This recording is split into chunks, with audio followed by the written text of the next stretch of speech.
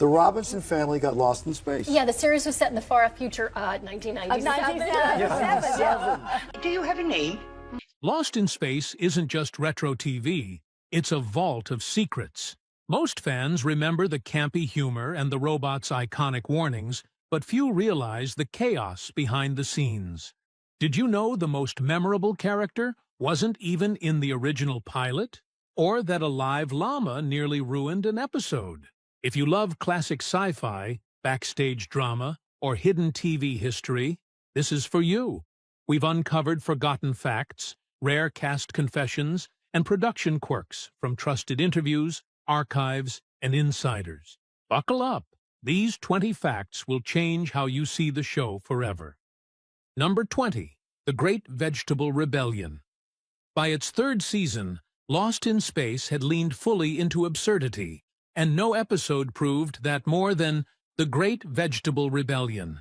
In this notorious installment, the Robinson family encounters a sentient, human-sized carrot named Tybo. Yes, a talking vegetable, who turns the crew into plant life. Even die-hard fans found the premise difficult to defend. Behind the scenes, writer Peter Packer was reportedly so embarrassed by the script that he tried to hide it from actor Jonathan Harris before filming. As if a humanoid carrot wasn't enough, the production team originally planned to include a live llama in the episode. However, the llama kept spitting at the cast and crew, making it impossible to film. The animal was quickly written out, but the damage was already done. The episode became infamous not just for its surreal plot, but for symbolizing the creative extremes the show had reached. This episode aired just 1 week before the series finale. Some fans and critics believe its over-the-top silliness may have contributed to the show's cancellation. Whether you love it or cringe at it, The Great Vegetable Rebellion remains one of the strangest hours of television ever produced. If this detail felt unexpected, the next one will make you question everything. Number 19. Dr. Smith wasn't supposed to stay. Dr. Zachary Smith, the despicable, cowardly saboteur and now a comedic icon, was never meant to last in the family. He never existed in the unaired pilot of Lost in Space, a character conceived thereafter to lend conflict to the Robinsons' journey with an eye toward being the most unidimensional of villains whose betrayal would send the family off course. But Jonathan Harris saw potential in that character and therefore decided to play it differently. Instead of pure evil, Harris gradually made Dr. Smith full of himself, constantly dishing witty insults and melodramatic flourishes. The producers began to notice that as the show transitioned toward comedy, Harris's antics, initially thought too much, gave new life to the show. Fans responded, and a character designed for quick extinction instead gained a permanent status. Dr. Smith became the most recognizable and quotable character in the show, often holding up all attention with the line, "Oh, the pain." Such was the success of his uncharacteristic transition to comic relief that it went on to redefine the very identity of the show. Barring the nuisance of Dr. Smith, Lost in Space would have faded long ago. Number 18. The special guest star power move. Jonathan Harris wasn't just smart in how he played Dr. Smith, he was just as savvy behind the scenes. When he joined Lost in Space, Harris made a bold request. Instead of being listed as a regular cast member, he wanted to be credited as a special guest star. This was highly unusual, especially for someone appearing in every single episode of the show. But Harris believed the label added a sense of prestige and uniqueness to his role. Producers agreed, and from that point on, Harris received special guest star billing in every episode, despite essentially being a lead character. It was a move that not only boosted his visibility, but also separated him from the rest of the ensemble in the eyes of viewers and the industry. No one else in the main cast had this kind of credit. This title gave Harris leverage and reinforced the on-screen persona he had shaped for Dr. Smith, a character who thought he was above everyone else. In a way, the credit became an extension of the character's personality. It was a calculated decision that paid off, making Harris and Dr. Smith stand out in TV history. Number 17. Off-screen romance between cast members. While Lost in Space presented the adventures of a family in front of the camera, other dynamics were developing behind it. Billy Mumy, a small but curious Will Robinson, became good friends with Angela Cartwright, who played his sister, Penny. The friendship blossomed into a romance as they matured. By the time Mumy was offered a driver's license, he and Cartwright were seriously dating. The relationship lasted for several years, long after the cancellation of the series. In fact, they were even engaged briefly, something few fans knew about. It was the first serious romance for both, made more special in the fact that they practically grew up together on the set. Also, even though they eventually grew apart, Mumy and Cartwright stayed close friends throughout the decades that followed. Thus, the romance behind the scenes gave their on-screen chemistry a little bit more substance. In that mix was never-ending sibling rivalry, which at times was influenced and propelled by a real and budding off-screen relationship. For all the spaceships and campy monsters, this story was one of Lost in Space's very few moments of genuine human emotion. Number 16.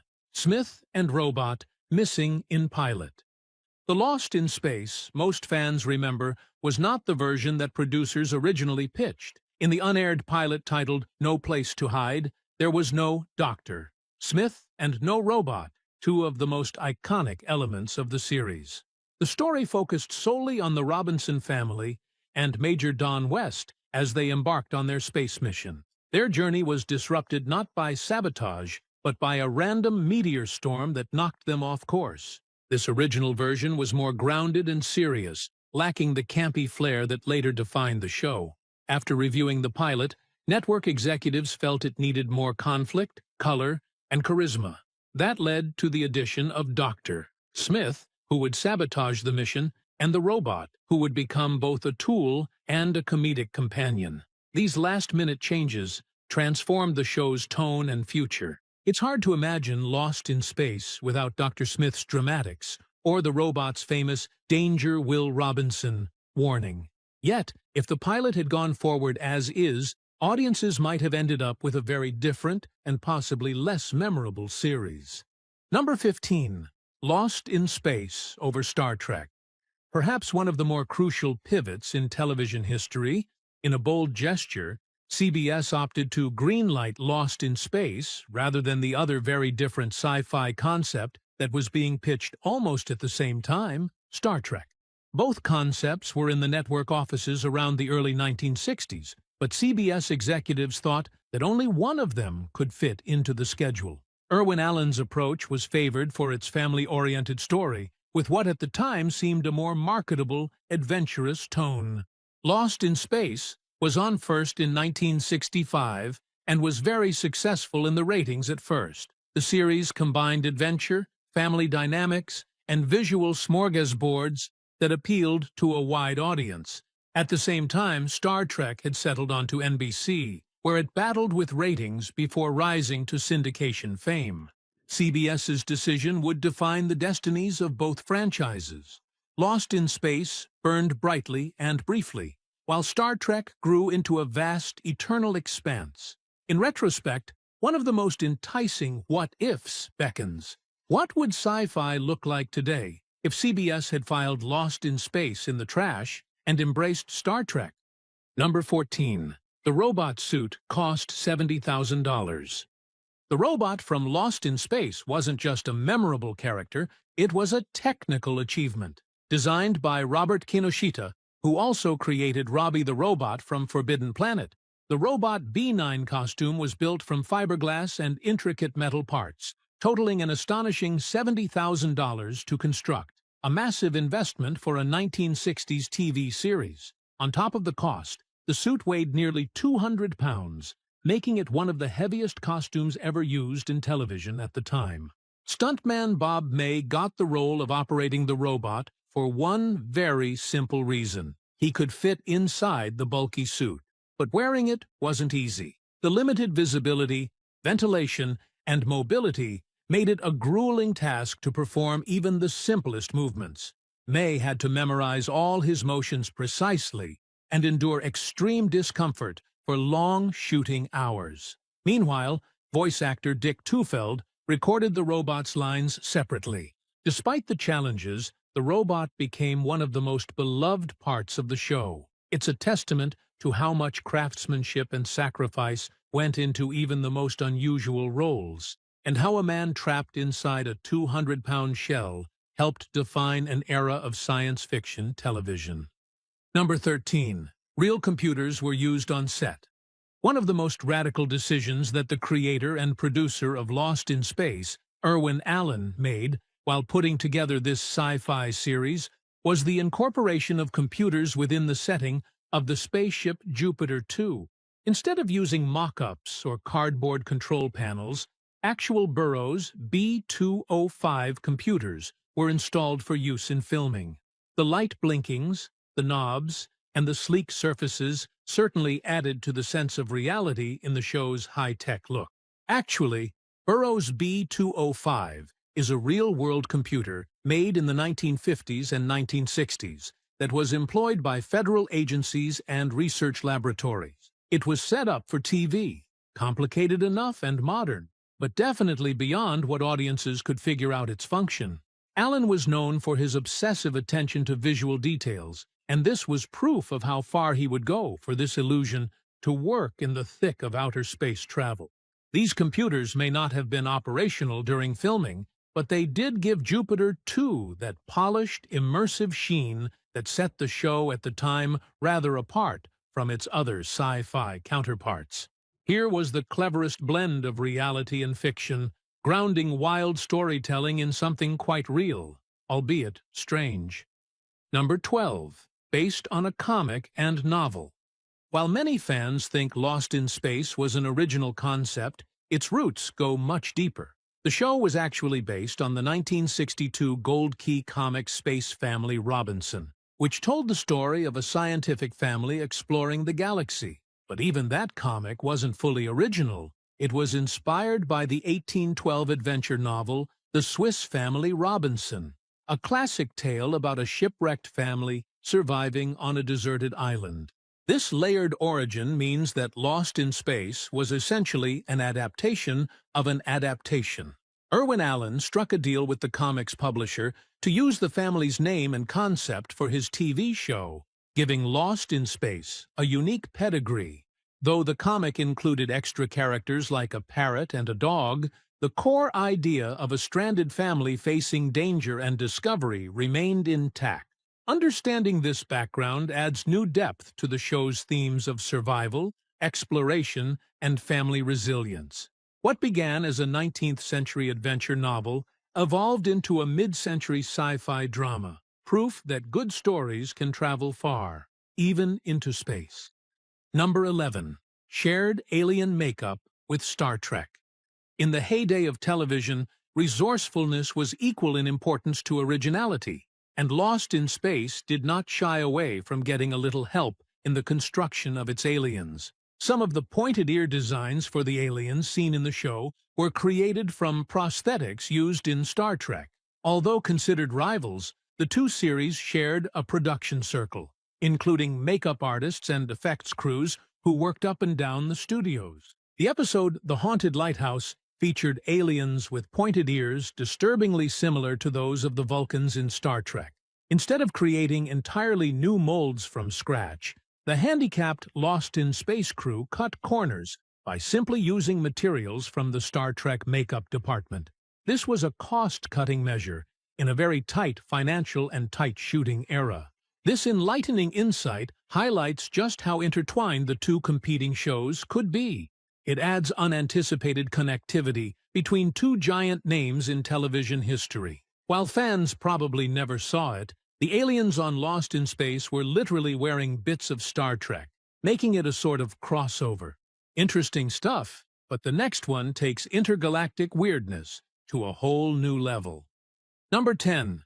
Conflicting launch dates for Jupiter 2. Fans who paid close attention to the show's timeline may have noticed a confusing contradiction right at the start of the journey. In the pilot episode, No Place to Hide, the Robinson family launches the Jupiter 2 into space, and the date is clearly stated as October 16, 1997. However, in the very next episode, The Derelict, John Robinson writes in his mission journal that the date is October 21st, 1997, yet he also mentions that it's still within the first 24 hours of their mission. This inconsistency was never addressed or explained on the show, and it has puzzled detail-oriented fans for years. Was it a continuity error, a script oversight, or did the writers simply hope no one would notice? Whatever the reason, it's a small but noticeable break in the internal logic of the series, especially strange given how heavily the show leaned on futuristic science and precise planning. It may seem like a minor detail, but in a series where the mission timeline is crucial to the drama, such a contradiction stands out. It's one of those quirks that make rewatching Lost in Space both fun and a little frustrating for die-hard fans. Number 9. Guy Williams was disillusioned. Guy Williams, the stalwart patriarch John Robinson, had reputedly joined Lost in Space with high hopes. Already an acting luminary through a leading role in Zorro, Williams thought he was marching into yet another grounded, dramatic series. And for a few episodes in its early run, Lost in Space quite delivered another family-centered science fiction, blended with a real sense of danger and jeopardy. But all of that was gone by the second season. The tone of the show shifted sharply toward campy humor, largely propelled by the emerging popularity of Dr. Smith and Robot's entertaining chemistry. As the scripts became more heavily laced with one-liners and slapstick situations, as well as really outrageous alien plot lines, Williams's role became less and less important. He was being relegated more and more to the background as he lost the high ground to Dr. Smith's antics. That was a frustrating change for a classically trained actor sulkily serious about the material. At the end of the series, Williams left the business quietly. Disillusioned with Hollywood, he retired to Argentina, where he lived the rest of his life in relative peace. Ironically, his early work, especially Zorro, became most popular further down in South America. His exit is a reminder that though humor and charm were cast members who didn't always share the same vision. Number 8. Robot voice actor also narrated. Few voices in classic television are as instantly recognizable as that of the Lost in Space robot. The booming alerts of "Danger, Will Robinson" became iconic catchphrases of the series. What many fans don't realize, though, is that the man behind the voice, Dick Tufeld, also served another major role. He was the show's narrator. His voice bookended episodes, guiding viewers into and out of each cosmic misadventure. Tufeld was already a respected voice actor and announcer during television's golden age. His delivery was crisp, commanding, and full of authority, making him the perfect choice to lend credibility to a show that frequently walked the line between serious sci-fi and wild fantasy. His narration helped ground the story, even when the episodes veered into bizarre or comedic territory. The dual role made Tufeld an unsung hero of the show's production. He gave both the robot and the narrative itself a sense of consistency and personality. Without ever appearing on screen, he managed to become one of the most vital and memorable parts of Lost in Space, a voice that defined the series from start to finish. Number 7. Jupiter 2's fictional cost was huge. The vessel Jupiter 2 was thought of as more than just some advanced space travel. It was also a representation of futuristic luxury and technological ambition. For instance, within the world of Lost in Space, the building of this spacecraft was calculated to cost the astounding figure of $30 billion. That is really jaw-dropping, especially considering that it was imagined some time back in the 1960s. This put the whole value and high-profile nature of the Robinson family mission into context. Equally unbelievable is the answer to the question of how much it actually cost to build the Jupiter 2 set in the real world: $350,000. By that standard, an amount so disproportionate to what was expended on the Star Trek USS Enterprise bridge that the Jupiter 2 is easily counted amongst the most expensive sci-fi sets in television. Very few would dispute that most of the money went towards sleek walls, blinking consoles, and the working lights and instruments, many of which had been scavenged from actual computers. By juxtaposing the filmic astronomical price tag against the actual cost, tells us how deadly serious Irwin Allen was in keeping the forward-looking design illusion alive. He sought to have the ship be thought of as the pinnacle of human achievement, both on-screen and behind the scenes. For audiences, the Jupiter 2 was more than just a setting. It was a character of its own, one with a price tag to match its status. Number 6. Props were recycled constantly. While Lost in Space boasted futuristic sets and high-tech gear, much of it came from creative cost-cutting behind the scenes. Producing a sci-fi show in the 1960s was expensive, especially when every episode demanded new alien worlds, gadgets, and scientific equipment. To manage the budget, the production team routinely recycled props across multiple episodes.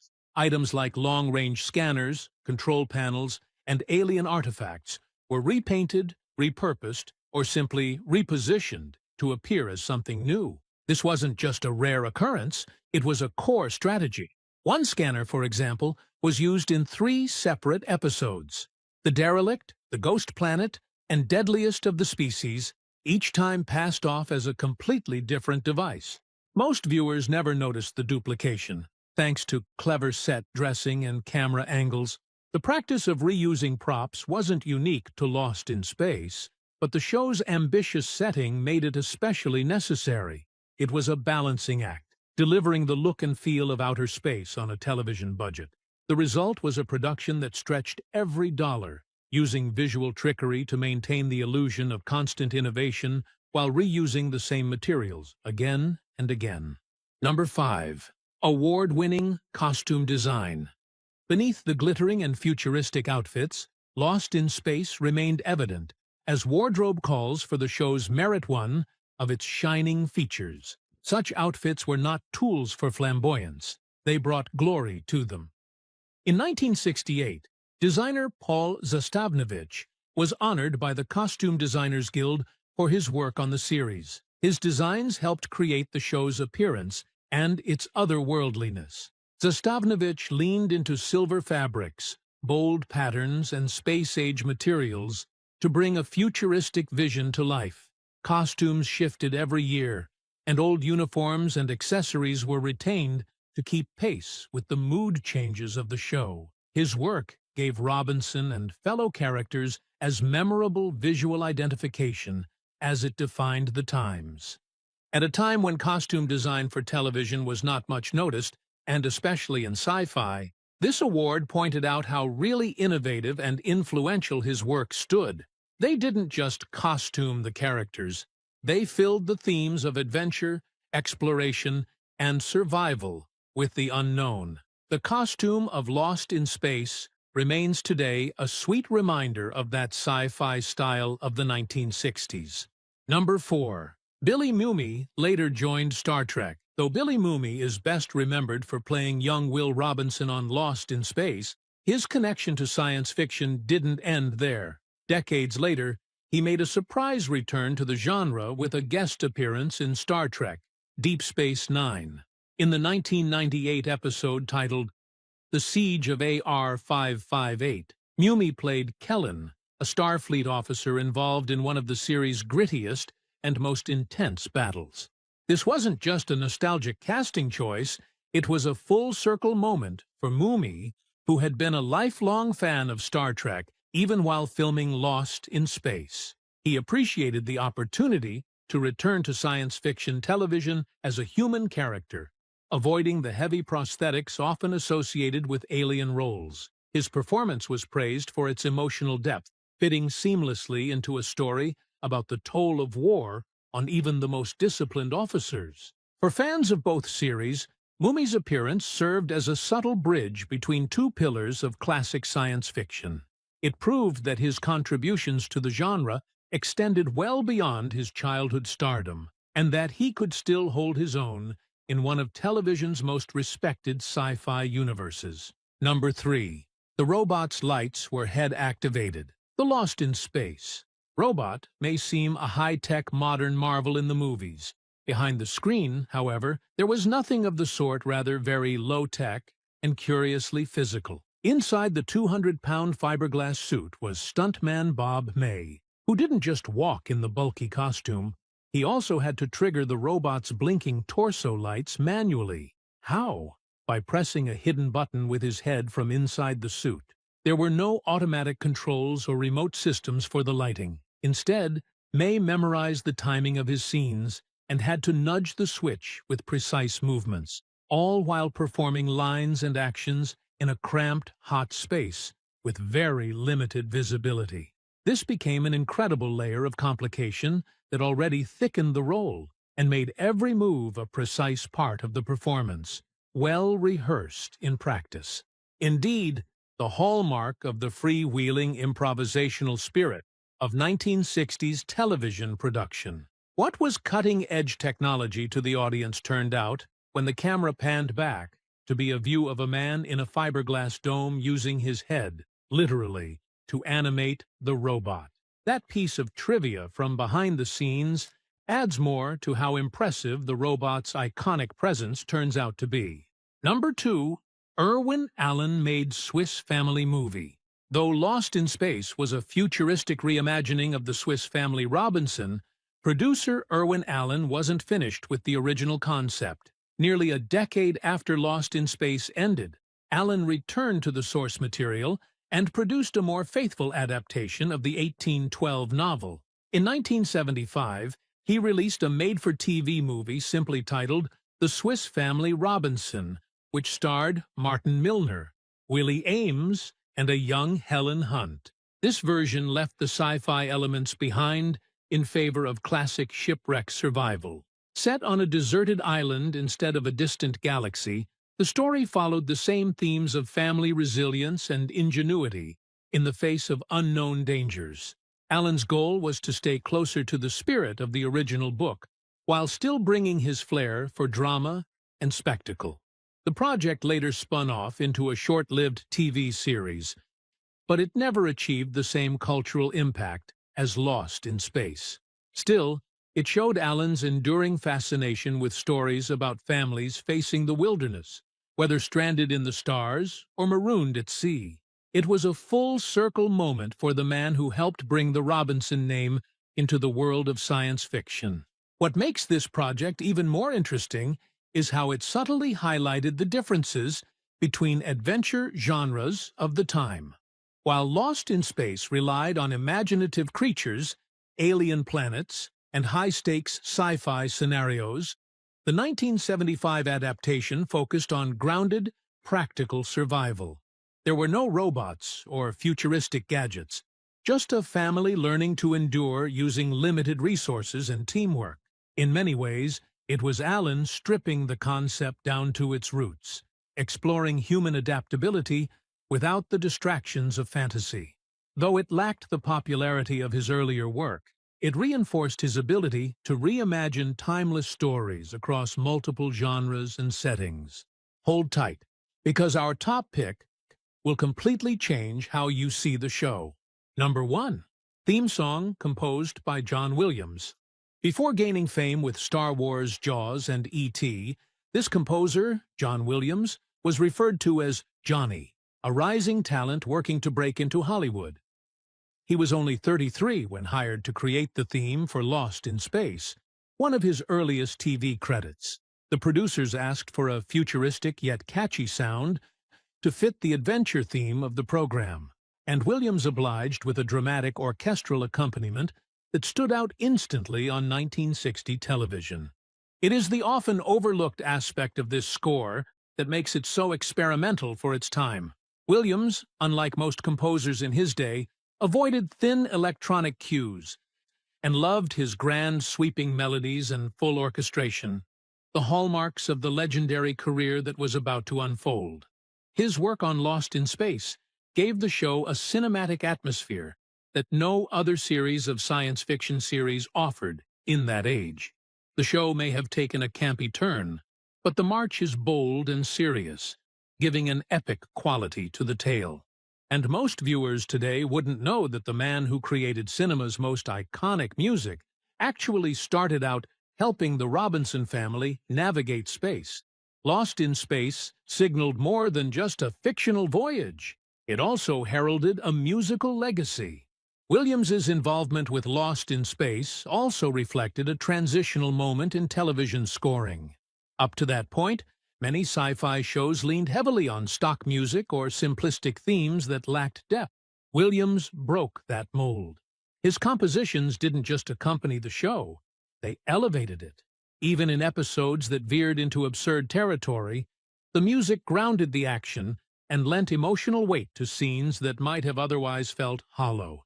It was a rare instance where a television score carried the gravity and structure of a full cinematic suite. The opening theme itself went through different iterations over the seasons, but Williams's musical DNA remained embedded in the show's identity. It's no coincidence that the music from Lost in Space is still fondly remembered by fans and collectors today. For Williams, the experience was a stepping stone that sharpened his style and prepared him for the iconic themes he would later create for Star Wars, Indiana Jones, and Jurassic Park. Looking back, it's clear that Lost in Space didn't just give us a new kind of science fiction, it helped launch one of the most important musical careers in entertainment history. Which of these facts surprised you the most?